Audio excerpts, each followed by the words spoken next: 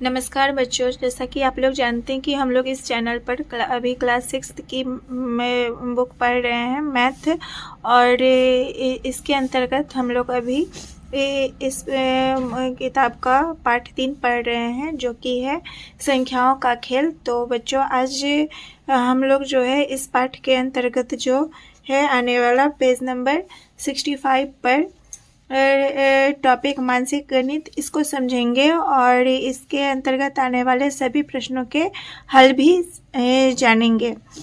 तो देखिए बच्चों, इसमें कह रहा है, जो मानसिक गणित टॉपिक में कह रहा है, नीचे दी गई आकृति का अवलोकन कीजिए। आप खींची गई रेखाओं और संख्याओं के विषय में क्या सोचते हैं। तो यहाँ पर 3 कॉलम में दिया गया है और तीनों कॉलम में जो है अलग अलग संख्याएं दी गई हैं।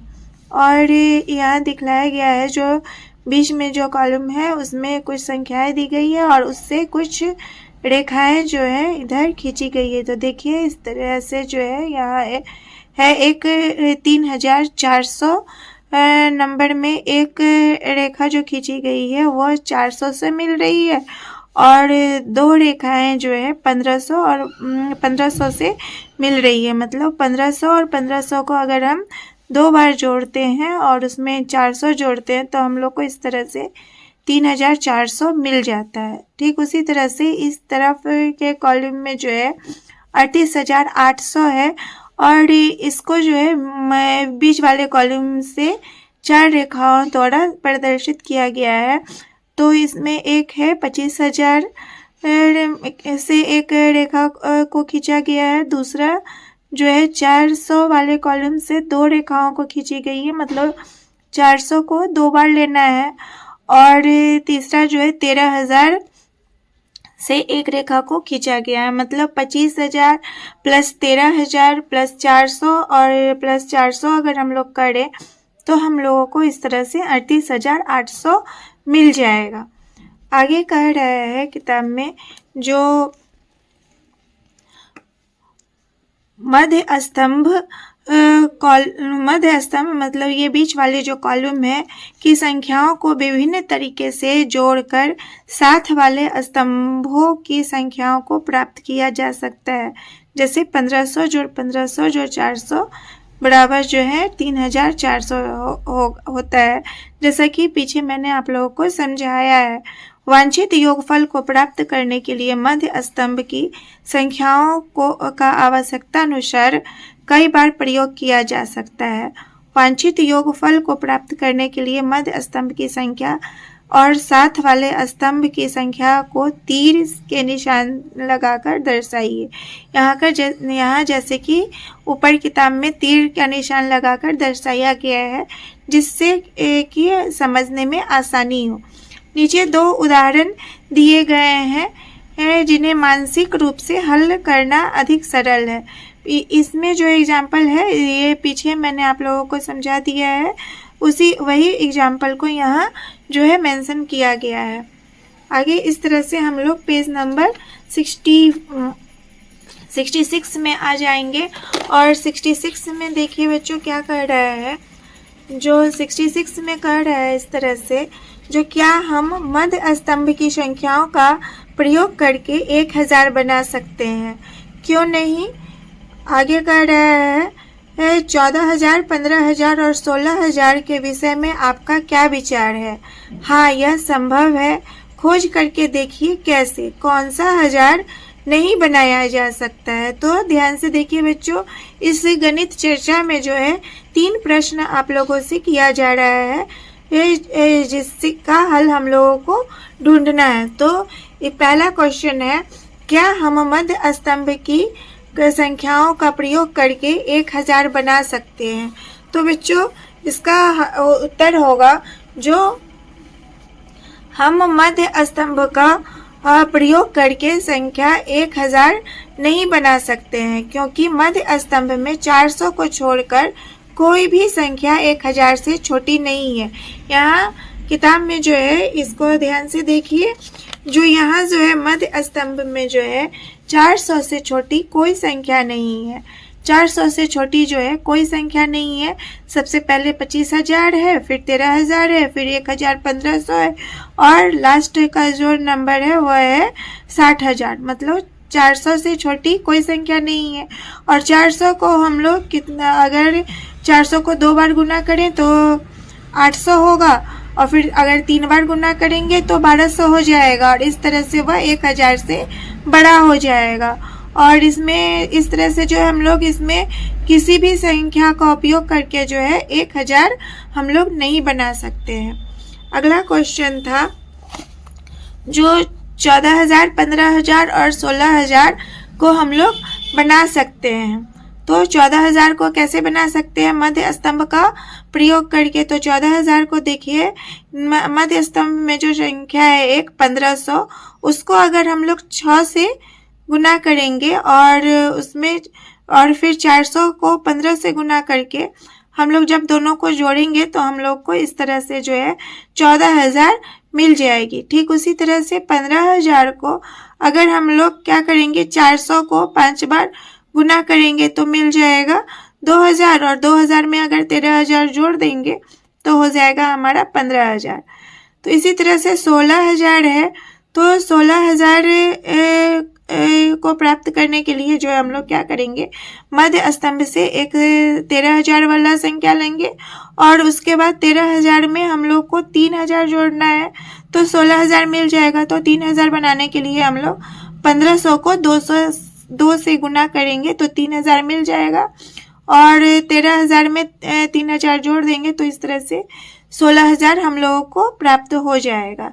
नेक्स्ट क्वेश्चन था जो मध्य स्तंभ का उपयोग करके कौन सी संख्याएं नहीं बनाई जा सकती है। तो बच्चों, हम मध्य स्तंभ में जितनी भी संख्याएं दी गई हैं उनका उपयोग करके हम लोग 5,000, 11,000 इत्यादि संख्याएं जो है नहीं बना सकते हैं। इस तरह से जो है ये सवाल जो है ये इसका हल मैंने आप लोगों को बता दिया है। और नेक्स्ट है, इसके आगे कह रहा है जोड़ना और घटाना। नीचे ध्यान से देखिए, नीचे बॉक्स में दी गई संख्याओं का प्रयोग करके वांछित संख्या को प्राप्त करने के लिए हमें जोड़ने और घटाने की अनुमति है। मतलब इसमें हम लोग गुना और भाग नहीं कर सकते हैं, सिर्फ जोड़ और घटा सकते हैं। यहाँ जो संख्याएं दी गई हैं उसका प्रयोग करके स्पष्ट करने के लिए एक उदाहरण दिया गया है। जैसे यहाँ जो कॉलम में संख्या दी गई है बच्चों, उसको ध्यान से देखिए। एक है 40,000, फिर है 7,000, नेक्स्ट है 300, उसके बाद है 1,500, फिर है 12,000 और लास्ट वाला नंबर जो है वह है 800। तो इन संख्याओं का प्रयोग करके हमें सिर्फ जोड़ना और घटाना है। जोड़ और घटाव का प्रयोग करके हम लोग को इधर कुछ नंबर्स दिए गए हैं वह प्राप्त करना है। तो पहला एक उदाहरण देखिए, आप लोग को समझाया गया है। तो पहला है 39,800। तो 39,800 इन क्वेश्चन में जो नंबर दिए गए हैं उनका प्रयोग करके करना है। तो ये नंबर प्राप्त करने के लिए अगर हम 40,000 लेते हैं और उसमें से 800 घटाते हैं, फिर उसमें 300 और 300 जोड़ देते हैं, 300 को 2 बार जोड़ते हैं, तो इस तरह से हम लोग को 39,800 मिल जाता है। अगला जो है कुछ संख्याएं दी गई हैं उनको लाना है हम लोगों को इन्हीं कॉलम में जो संख्या दी गई है, बॉक्स में जो संख्या दी गई है उनका प्रयोग करके। तो यहाँ देखिए, यहाँ मैंने आप को की मदद करने के लिए इसको भी हल करके रखा है जो कि बहुत ही आसान है। तो ध्यान से देखिए बच्चों, यहाँ पर 45,000 हम लोग अगर 40,000 प्लस 1500 प्लस 1500 और प्लस 1500 इस तरह से करेंगे तो और उसमें 800 जोड़ेंगे तो 40,000 में 1500 और 1500 को जोड़ेंगे तो हम लोगों को मिल जाएगा 40,000 और इधर हो जाएगा 4500। तो इस तरह से हो जाएगा 4,000, सॉरी इस तरह से हो जाएगा। यहाँ 45,000 हम लोगों को प्राप्त करना है तो हम लोग इसके लिए बनाएंगे, एक संख्या लेंगे 40,000, उसमें 1500 जोड़ 1500 जोड़ 1500 करेंगे और उसमें 800 जोड़ेंगे और फिर जो प्राप्त संख्या होगी उसमें 300 अगर घटाएंगे तो हम लोगों को इस तरह से 45,000 जो है संख्या मिल जाएगी। नेक्स्ट है 5,900। तो 5,900 प्राप्त करने के लिए हम लोग 1500 जोड़ 1500 जोड़ 1500 करेंगे, उसमें 300 जोड़ 300 और जोड़ 800 करेंगे तो हम लोगों को 5,900 मिल जाएगा। नेक्स्ट नंबर है 17,500। तो 17,500 लाने के लिए हम लोग क्या करेंगे, 12,000 में 7,000 जोड़ देंगे और 1500 अगर हम घटाते हैं तो हम लोग को आराम से 17,500 मिल जाएगा। नेक्स्ट नंबर जो है वह है 21,400। तो 21,400 लाने के लिए बच्चों हम लोग क्या करेंगे, एक संख्या लेंगे 12,000, फिर उसमें 7,000 जोड़ेंगे और अगर उसमें 800 को हम लोग 3 बार जोड़ेंगे, मतलब 800 जोड़ 800 जोड़ 800, तो हम लोगों को मिल जाएगा 21,400। इस तरह से हम जो है ये संख्याएं आराम से प्राप्त कर सकते हैं। नीचे कह रहा है अंक और संक्रियाएं। यहाँ कह रहा है 5 अंकों की 2 संख्याओं को जोड़कर 5 अंकों की अन्य संख्या को प्राप्त करने का एक उदाहरण है 12,350 जोड़ 24,545 बराबर 36,895। और अगला बता रहा है 5 अंकों की 2 संख्याओं को घटाकर 5 अंकों की संख्या को प्राप्त करने का एक उदाहरण है 48,952 माइनस 24,547 बराबर जो है 24,405। यहाँ पर ये दोनों जो है 5 अंकों की संख्या है और इसको अगर हम लोग घटाते हैं तो हम लोग को 5 अंकों की संख्या मिल रही है। और ऊपर जो उदाहरण दिया गया इसमें भी 2 5 अंकों की संख्या है और इसको जोड़ने पर जो है हम लोग को जो रिजल्ट मिल रहा है वो भी 5 अंकों की है। तो ये जो उदाहरण है इस उदाहरण पर से रिलेटेड जो है नीचे हम लोगों को आइए पता लगाए में कुछ सवाल दिए गए हैं, उसको हम लोगों को सॉल्व करना है। आइए पता लगाए में कर रहा है नीचे दी गई प्रत्येक स्थिति के लिए जहां भी संभव हो वहां एक उदाहरण लिखिए। यहाँ पर जो है कुल मिलाकर बच्चों 10 क्वेश्चन है, 10 से परिस्थिति दी गई है।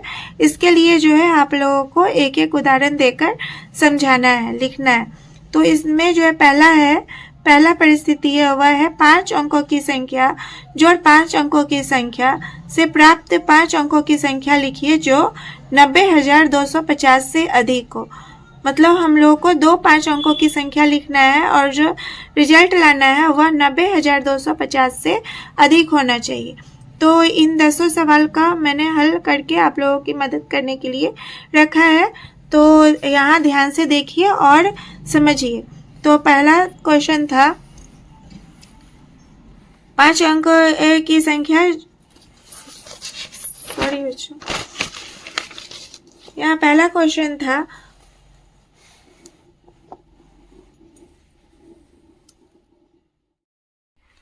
पहला क्वेश्चन है 5 अंकों की संख्या जोड़ 5 अंकों की संख्या से प्राप्त 5 अंकों की संख्या जो 90,250 से अधिक हो। तो यहाँ देखिए पहली संख्या के रूप में हम लोग ले सकते हैं 50,000 जो कि एक 5 अंकों की संख्या है, और दूसरी संख्या ले सकते हैं 70,000।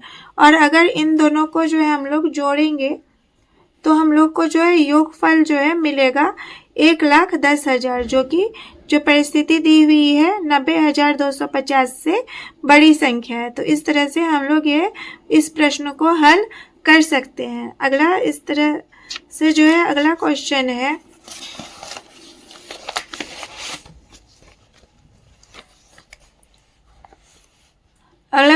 बच्चों 5 अंकों की संख्या जोड़ 3 अंकों की संख्या से 6 अंकों की संख्या प्राप्त करना। तो इसका भी हल बहुत आसान है। देखिए ध्यान से 5 अंकों की संख्या जो है हम लोग यहाँ पर ले रहे हैं 99,500 और दूसरा है उसमें 3 अंकों की संख्या लेना है। तो 3 अंकों की संख्या हम लोग ले रहे हैं 900। अगर इन दोनों को ऐड करते हैं तो हम लोग को रिजल्ट मिलता है क्या मिल रहा है 1,04,000 जो कि एक 6 अंकों की संख्या है। तो इस तरह से हम लोग जो है इस प्रश्न का भी हल समझ लिए हैं। आप लोग यहाँ सिर्फ मैंने एक उदाहरण देकर आप लोग को समझाया है। आप लोग इसके जगह पर जो है दूसरी संख्या भी लेकर आराम से बना सकते हैं। ये सिर्फ मैंने आपकी मदद करने के लिए यह उदाहरण प्रस्तुत किया है। तीसरा क्वेश्चन है 4 अंकों की संख्या जोड़ 4 अंकों की संख्या से 6 अंकों की संख्या प्राप्त करना। तो इस परिस्थिति के लिए जो है यह जो कर रहा है यह इसका हल उत्तर होगा, यह संभव नहीं है। क्योंकि अगर हम जो है 4 अंकों की 2 सबसे बड़ी संख्या लेते हैं तो 6 अंकों की संख्या प्राप्त नहीं होगी। अगर हम लोग जो है 4 अंकों की सबसे बड़ी संख्या भी 2 लेते हैं तो 4 अंकों की सबसे बड़ी संख्या है 9999 में अगर हम 9999 भी जोड़ते हैं तो इस तरह से हम लोगों को जो है प्राप्त संख्या जो है वह जो है 5 अंकों की ही मिलती है 19,998, जो कि यह 5 अंकों की संख्या है, 6 अंकों की संख्या नहीं है। तो इस तरह से जो है यह परिस्थिति कभी भी संभव नहीं होगी। अगला जो क्वेश्चन दिया गया है उसमें कह रहा है जो 5 अंकों की संख्या जोड़ 5 अंकों की संख्या से प्राप्त संख्या जो होगी वह 6 अंकों की संख्या प्राप्त करना। तो मतलब 2 5 अंकों की संख्या लेना है और जो उसको जोड़ना है और जो प्राप्त संख्या होगी वह 6 अंकों की होनी चाहिए। तो यहाँ पहली संख्या के रूप में यहाँ मैंने उदाहरण लिया है 52,900 का, जो कि एक 5 अंकों की संख्या है, और दूसरा संख्या है 85,000। और इस दोनों को जब हम लोग जोड़ते हैं तो हम लोग का योगफल जो है वो आता है 1,37,900, जो कि 6 अंकों की संख्या है। इस तरह से जो है अगला क्वेश्चन है 5 अंकों की संख्या जोड़ 5 अंकों की संख्या से संख्या 18,500 प्राप्त करना। तो 5 अंकों की संख्या अगर हम लोग सबसे छोटी संख्या भी लेते हैं जो कि होता है 10,000, उसमें अगर हम लोग 10,000 जो कि सबसे छोटी संख्या, इससे छोटी कोई संख्या नहीं हो सकती है, तो इस दोनों को अगर हम जोड़ते हैं तो यह हमारा 20,000 आता है, जो कि 18,500 से ये जो है बड़ा ही होता है। तो इसलिए जो है यह परिस्थिति जो है संभव नहीं होगा, क्योंकि हम लोग को सबसे छोटी संख्या लेने पर भी 5 अंकों की सबसे छोटी संख्या लेने पर भी जो है योगफल 20,000 ही आता है। नेक्स्ट जो क्वेश्चन है बच्चों वह है 5 अंकों की संख्या माइनस 5 अंकों की संख्या से 56,503 से छोटी संख्या प्राप्त करना। तो देखिए यहाँ पर उदाहरण के रूप में मैंने आप लोगों को समझाया है। जो 5 अंकों की संख्या हम लोग एक ले सकते हैं 75,000, और उसमें अगर हम 5 अंकों की दूसरी संख्या 35,000 को घटाएंगे तो यहाँ पर हम लोग को जो आंसर प्राप्त होगा वह होगा 40,000, जो कि 56,500 से छोटी संख्या है। तो इस तरह से यह परिस्थिति जो है संभव हो जाएगी। हम लोग को संख्या प्राप्त कर हम लोग जो है यह संख्या प्राप्त आराम से कर सकते हैं। अगला 7वां क्वेश्चन है। 7वां क्वेश्चन है 5 अंकों की संख्या माइनस 3 अंकों की संख्या से 4 अंकों की संख्या प्राप्त करना। तो इससे हम लोग कैसे कर सकते हैं, 5 अंकों की संख्या के रूप में जो है 10,000 ले सकते हैं, और दूसरा जो है 3 अंकों की संख्या लेना है तो उसमें हम लोग 900 ले सकते हैं। तो इस तरह से 10,000 में से जब 900 को घटाएंगे तो हम लोग को मिल जाएगा 9,100, जो कि एक 4 अंकों की संख्या है। तो ये परिस्थिति भी संभव हो सकती है। इस यहाँ पर इस तरह के उदाहरण देकर आप लोग समझ सकते हैं। नेक्स्ट है 5 अंकों की संख्या माइनस 4 अंकों की संख्या से 4 अंकों की संख्या प्राप्त करना। तो यहाँ पर 5 अंक की संख्या के रूप में मैंने लिया है 12,500, उसमें से 4 अंकों की संख्या के रूप में 4,000 को मैंने घटाया है, और इस तरह से जो रिजल्ट आया है वह है 8,500। तो यह जो है जो कंडीशन दिया हुआ है जो 4 अंकों की संख्या प्राप्त करना है, तो यह जो है हम लोग ध्यान देख रहे हैं जो 8,500 जो है यह एक जो है 4 अंकों की संख्या ही है। इस तरह से यह प्रश्न का के लिए भी जो एक उदाहरण प्रस्तुत कर दिया गया है। नेक्स्ट है 9वां क्वेश्चन जो है उसके लिए मैं कह रहा है जो 5 अंकों की एक संख्या लेना है, उसमें 5 अंकों की संख्या को घटाना है और उससे जो प्राप्त संख्या होगी वह 3 अंकों की संख्या होनी चाहिए। तो 5 अंकों की संख्या के रूप में मैंने लिया है 25,000, उसमें से 5 अंकों की संख्या ही को घटाना है। तो इस तरह से 24,000 और 500 को अगर 25,000 में से घटाएं तो इस तरह से जो रिजल्ट होगा वह होगा 500, जो कि एक 3 अंकों की संख्या है। अगला क्वेश्चन है 5 अंकों की संख्या माइनस 5 अंकों की संख्या से 91,500 प्राप्त करना है। तो इससे ये कंडीशन जो है कभी संभव नहीं हो सकती। अगर हम लोग 5 अंकों की संख्या लेंगे, सबसे बड़ी संख्या भी अगर लेते हैं जो 99,999 होती है और उसमें से 5 अंकों की सबसे छोटी संख्या जो 10,000 है उसको भी अगर हम लोग घटाएंगे तो जो नंबर मिलेगा, जो संख्या मिलेगी वह हो जाएगी 89,999, जो कि 91,500 से कम है। इसलिए यह परिस्थिति जो है कभी संभव नहीं होगी। इस तरह से बच्चों हम लोग पेज नंबर 67 में आ चुके हैं। इसमें कह रहा है क्या आप दी गई सभी स्थितियों के लिए उपयुक्त उदाहरण खोज पाए? यदि नहीं तो सोचिए और चर्चा कीजिए कि इसका क्या कारण हो सकता है। ऐसे ही कुछ और प्रश्न तैयार कीजिए और अपने सहपाठियों को चुनौती दीजिए। तो पीछे मैंने आप लोगों को बताया है, प्रत्येक परिस्थिति के लिए एक उदाहरण देकर समझाया है और उस उदाहरण को समझते हुए आप लोग जो है कुछ अन्य संख्याएं भी, कुछ अन्य परिस्थिति भी तैयार कर सकते हैं और अपने दोस्तों को चुनौती दे सकते हैं। आप लोग ऐसा करने का कोशिश कीजिएगा, प्रयास कीजिएगा। नेक्स्ट है 2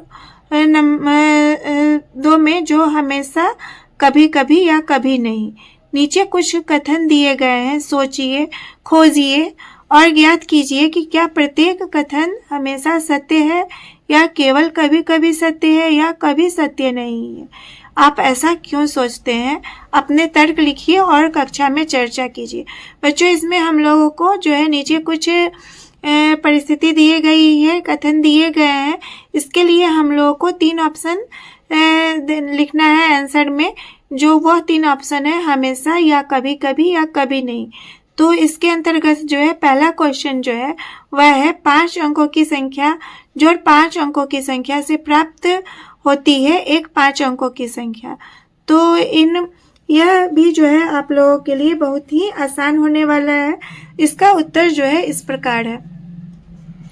तो यह जो है 5 अंकों की संख्या जो 5 अंकों की संख्या से प्राप्त होती है एक 5 अंकों की संख्या, यह जो है परिस्थिति कभी कभी ही सत्य है।